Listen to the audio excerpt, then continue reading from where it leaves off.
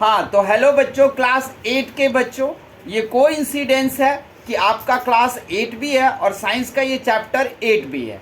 तो हम यहाँ पर बल और दाब को पढ़ेंगे, जिसे हिंदी में कहते हैं, चैप्टर का नाम है, और इंग्लिश में कहते हैं फोर्स एंड प्रेशर। तो सबसे पहले हिंदी में देखें बल क्या होता है। तो जब किसी वस्तु को हम खींचते हैं या धकेलते हैं तो इसे बल कहते हैं। और प्रेशर किसे दाब किसे कहते हैं? तो किसी वस्तु के ऊपर एक दी गई इकाई में लगने वाले बल को दाब कहते हैं। अब इंग्लिश में आते हैं, व्हाट इज फोर्स? तो व्हेन वी पुश और pull an object, this is called force. और दाब को इंग्लिश में प्रेशर कहते हैं। What is pressure? तो the force is acting on an object in per unit area, this is called pressure। और प्रेशर का फॉर्मूला होता है प्रेशर इक्वल्स टू, क्या बताया था अभी आप लोगों को, 10th वालों को, सॉरी 9th वाले को बताया था ना, thrust upon area.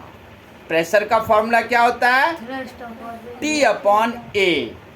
P equals to pressure equals to thrust upon area. Thrust मतलब होता है प्रणोद, याद रहेगा इसका फॉर्मूला। और फोर्स, बल का फॉर्मूला क्या है? तो बल इक्वल्स टू होता है MA। क्या होता है? इंग्लिश में फोर्स को, बल को फोर्स कहते हैं। F equals to MA। तो अगर बल निकालना हो तो MA, M का मतलब मास और A का मतलब एक्सीलरेशन। एक्सीलरेशन मतलब त्वरण। तो अभी आपको ये बल या फॉर्मूला लगा के निकालने को अभी नहीं सिखाया जाएगा, वो 9th-10th से सीखोगे। तो समझ गए फोर्स क्या है? पुश और पुल एन ऑब्जेक्ट। और प्रेशर क्या है? Acting force on per unit area of a object. इसके बाद देखोगे एक्सप्लोरिंग फोर्स। अब जरा फोर्स को एक्सप्लोर करते हैं कि फोर्स सब कितने तरह के होते हैं। तो फोर्स कई तरह के होते हैं, जैसे कि आप गाय बैल को पकड़ के खींचते हो, when we push your cattles to catching the ropes and other chains, तो उसको हम बोलते हैं एक अलग तरह का बल। उसके बाद तो वो हो जाएगा सेम, एक होता है सेम डायरेक्शन में लगने वाला बल, सेम डायरेक्शन में लगने वाला फोर्स, अपोजिट डायरेक्शन में लगने वाला फोर्स, सब अलग अलग होते हैं। अब जैसे आप रस्सी का खेल खेलते हो, 4 लोग एक तरफ रस्सी को खींचेंगे और 4 लोग एक तरफ, बीच में एक लाल फीता बांध देते हैं, ऐसा खेल होता है ना। तो यहाँ पर में क्या होता है? सेम डायरेक्शन में फोर्स लगाते हैं? नहीं, अपोजिट डायरेक्शन में लगाते हैं। वो अपनी तरफ खींचता है और उसके अपोजिट दूसरी टीम अपनी तरफ खींचेगा जो रस्सी को खींच ले। ध्यान रखने का, अगर फोर्स पढ़ोगे तो आपको मैग्नीट्यूड भी पढ़ना पड़ेगा। फोर्स पढ़ोगे तो क्या पढ़ना पड़ेगा? यानी कि परिमाण भी पढ़ना पड़ेगा। हिंदी में मैग्नीट्यूड को हम परिमाण कहते हैं।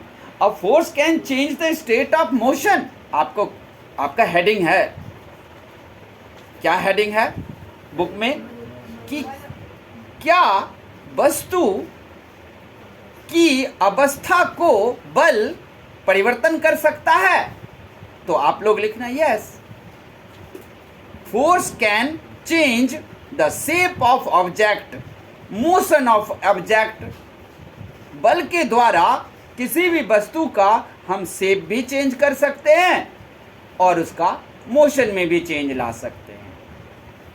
नहीं ला सकते हैं? एक साइकिल पर जा रहा है कोई, मोशन में है वो, आप साइड से एक लात मार दो, गिरेगा?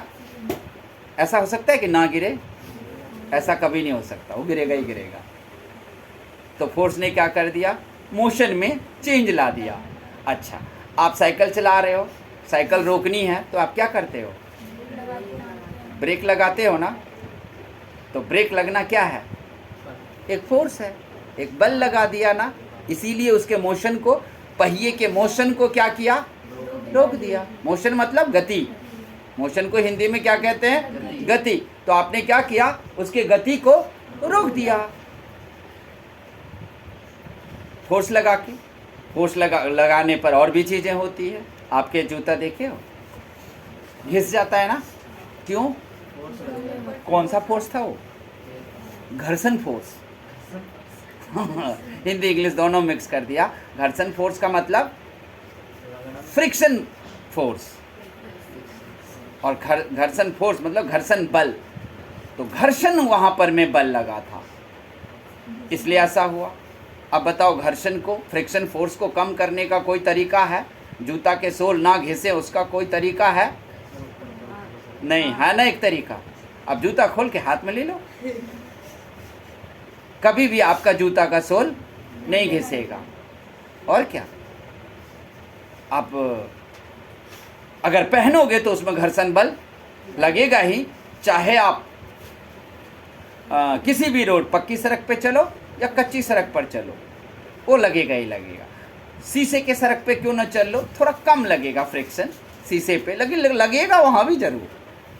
एक साल में जहाँ आपके जूते घिस रहे थे, जूते का सोल एक साल में घिस जाता था, वहीं पर क्या होगा, अब शीशे के रोड पर चलोगे तो 3 साल में घिसेगा, लेकिन घिसेगा जरूर। ना घिसने का एक ही रास्ता है, उसे हाथ में लेकर चलें। एक व्यक्ति गया छाता खरीदने के लिए, छाता खरीदा, दुकान वाले से पूछा, भाई साहब ये छाता कितने दिन चलेगी? दुकान वाले ने कहा, सिर्फ धूप और पानी से बचा के रखना, सालों साल चलेगी। तो यही बात होती है कि अगर जूते के सोल बचाना है तो क्या हम घर्षण बल को कम कर सकते हैं? हाँ, एक दो जगह कम कर सकते हैं, ख़त्म नहीं कर सकते। जूते का सोल बनाने के लिए हमें शीशे के सड़क पर चलना, जूते का सोल बचाने के लिए हमें शीशे के रोड पर चलना पड़ेगा। और आप एक और जगह घर्षण बल देखते हो, साइकिल चलाते हो, उसके अंदर में बॉल बेरिंग सब कट जाती है एक दिन, फिर हमें बॉल बेरिंग लगवाना पड़ता है चलाते चलाते। वहाँ कम करने के लिए हम ल्यूब्रिकेंट कर सकते हैं, उसको हम ल्यूब्रिकेट कर सकते हैं, उसमें कोई ल्यूब्रिकेंट लाकर डाल देंगे, यानी कि ऑयल। इसलिए साइकिल के बॉल बेरिंग चेन सब पे तेल डालते रहोगे तो वो क्या होगा, जल्दी नहीं घिसेगा भाई, घिसेगा जरूर। तो आप समझ गए ना, वस्तु की अवस्था को परिवर्तन फोर्स कर सकता है, उससे बच नहीं सकते हो। क्या बल किसी वस्तु की आकृति में चेंज कर सकता है? आकृति बोला था ना अभी, शेप। कुर्सी है ना, उठा के पटक दें टूट जाएगी। ये आईपॉड रखा हुआ है, ट्राइपॉड है, अगर हम इसको उठा के पटकें टूट जाएगी। फ़ोन तो टूटता ही टूटता है। शुक्र है आपको कोई उठा के आप लोगों को ना पटक दे, नहीं तो आप लोगों की भी हड्डियां कीर्तन करने लगेगी। तो यानी कि आप लोग समझ गए होंगे, बल क्या कर सकता है, वस्तु की गति में परिवर्तन कर सकता है। बल क्या कर सकता है, वस्तु के आकार, आकृति में भी चेंज कर सकता है। आकृति को इंग्लिश में शेप कहते हैं। ओके, अब बल लगाने से उसकी आकृति में परिवर्तन हो सकता है, ये जान गए हैं। बल लगाने से वस्तु के गति, मोशन में परिवर्तन हो सकता है, यानी कि the motion of an object can change due to force. The shape of an object can change due to force. Force के कारण शेप भी बदल सकता है, सब कुछ। अब हम डिफरेंट टाइप के फोर्स को पढ़ेंगे, और वो हम सेकंड पार्ट में पढ़ेंगे। किसमें पढ़ेंगे? सेकंड पार्ट में हम उसको पढ़ेंगे। अब आपके पास आएगा संपर्क बल, असंपर्क, यानी कि contact force, non contact force, ये सब। उसमें आएगा पोटेंशियल फोर्स, ये सब चीज़ें आएगा। बाल्टी उठाने वाली कौन सा फोर्स है, तो आप माथे पर बोरी अनाज रख के चल रहे हो तो वो कौन सा फोर्स है। ये सारे फोर्स के बारे में भी हम लोग सेकेंड पार्ट में पढ़ेंगे। तो आप लोग चैप्टर 8 के यहाँ पर टिक लगा दीजिए, अगले पार्ट में हम पढ़ेंगे। क्या फोर्स को प्रॉपरली सबको बांटेंगे। कौन कौन सा फोर्स आएगा आप देख लो यहाँ पर में, यानी कि बल कौन कौन सा आएगा। तो बल आएगा आपको muscular force, friction force, magnetic force, ये सब मतलब मैग्नेटिक मतलब चुंबकीय बल, फ्रिक्शन मतलब घर्षण बल, मस्क्यूलर मतलब मांसपेशी बल, उसको पेशीय बल कहते हैं। आपके हाथ में बदन में जो बल है उसको क्या बोलते हैं, पेशीय बल हिंदी वाले, और इंग्लिश वाले मस्क्यूलर फोर्स। घर्षण बल इंग्लिश वाले friction force, magnetic force Hindi वाले चुंबकीय बल। फिर इलेक्ट्रोस्टैटिक फोर्स को भी पढ़ेंगे, यानी कि विद्युत चुंबकीय बल। फिर ग्रेविटेशनल फोर्स को भी पढ़ेंगे। गुरुत्व बल कहाँ है आप लोग तो जानते हो, अभी भी गुरुत्वाकर्षण 9th वाले को पढ़ा रहे थे। ग्रेविटेशन फोर्स धरती में, ग्रेविटेशनल फोर्स कहाँ है, तभी तो हम लोग क्या है, चिपके हुए हैं पृथ्वी से, नहीं तो हम लोग क्या करेंगे। पृथ्वी में ये ग्रेविटेशनल बल, गुरुत्व बल दिखता है नहीं, क्या कौन सा बल नहीं दिखता, लेकिन फिर भी वो हमको अपनी तरफ खींच करके रखा हुआ है, उसको बोलते हैं ग्रेविटेशनल फोर्स। तो इन सारे अनसीन फोर्स सब के बारे में आप लोग सोचो और इंटेलिजेंट बनो, और आप लोग उस ढंग से चलो। फिर आगे के लिए हम पार्ट 2 में बात करेंगे। किस में बात करेंगे, फिर प्रेशर का तो फॉर्मूला बताया था ना, क्या होता है, थर्स्ट अपॉन एरिया, या फिर फोर्स अपॉन एरिया भी तो लिख सकते हो। आपके बुक में क्या लिखा हुआ था 9th में, देखो थर्स्ट अपॉन एरिया था या फोर्स अपॉन एरिया था, देखो तो बताओ बच्चों। 9th में लिखा हुआ है थर्स्ट अपॉन एरिया, और 8th के बुक में आपको लिखा हुआ है फोर्स अपॉन एरिया। क्यों, क्योंकि फोर्स ही थर्स्ट है और थर्स्ट ही फोर्स है, बस पर यूनिट की बात होती है।